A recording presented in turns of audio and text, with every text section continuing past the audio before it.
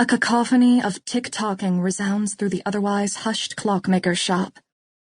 When I first came to live with Uncle Holden, the relentless ticking drove me mad. A decade later, the chant of time is now a comfort. His handcrafted timepieces echo the cadence of my wooden clockwork heart. The bell on the front door jingles, and I look up from my book to see a blond gentleman step in from the foggy street. The man is a naval officer, a lieutenant judging by his gray wool uniform and somber expression. He must be a noble. He's too young to have worked his way up through the ranks, and only noblemen may enlist in the Queen's Navy as officers. The lieutenant admires the assortment of fine clocks, his eyes a startling blue. His high forehead is offset by a full mouth and a stern, square jaw.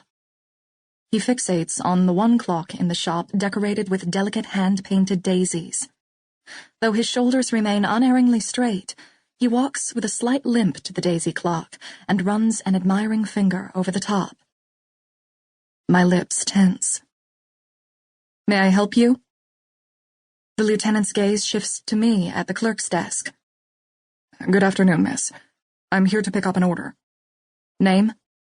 I set aside the map I was studying and opened the customer log. "I'm Jameson Callahan, but the order is under Markham." My fingers rattle against the paper. Before I allow my mind to spin away with unfounded conclusions, I remind myself that Markham is a common enough surname in the realm of Wyeth. The lieutenant could be on an errand for someone else. Another jingle as the front door opens and a second customer enters. "Lieutenant Callahan," says the man, embracing the young sailor. "I didn't expect to meet you here. I thought the captain would be meeting me." My neck hairs bristle as I glance from the corner of my eye at the older naval officer, middle-aged with a service sword sheathed at his waist. I could never forget that voice.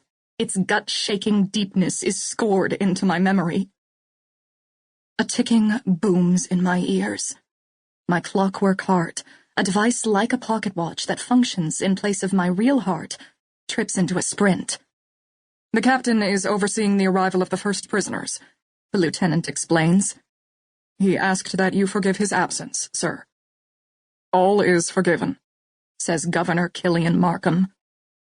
"I'm glad you're in my service again, Callahan. You'll be a tremendous addition to the First Fleet. What changed your mind about going?" Callahan's countenance turns rigid.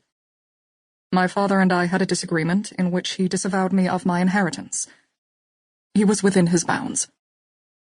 The governor pats the lieutenant's back. "My apologies for prying. You're an understanding son. In time, I'm certain you and your father will mend this."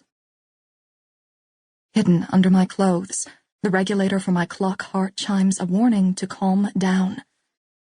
I cannot. Not as Lieutenant Callahan and Governor Markham continue their conversation, not as the lieutenant turns his curious gaze to the ringing coming from my location, not as the governor's gaze narrows on me. I clutch the neckline of my dress closed over my scar. The monster has found me. Uncle Holden's footfalls echo at my back, and then he rests a heavy hand on my shoulder. "Everley, I'll assist Governor Markham. You may go." I usually attend to the storefront while my uncle tinkers in his workshop, unconcerned by our customers. But Markham is not a typical patron.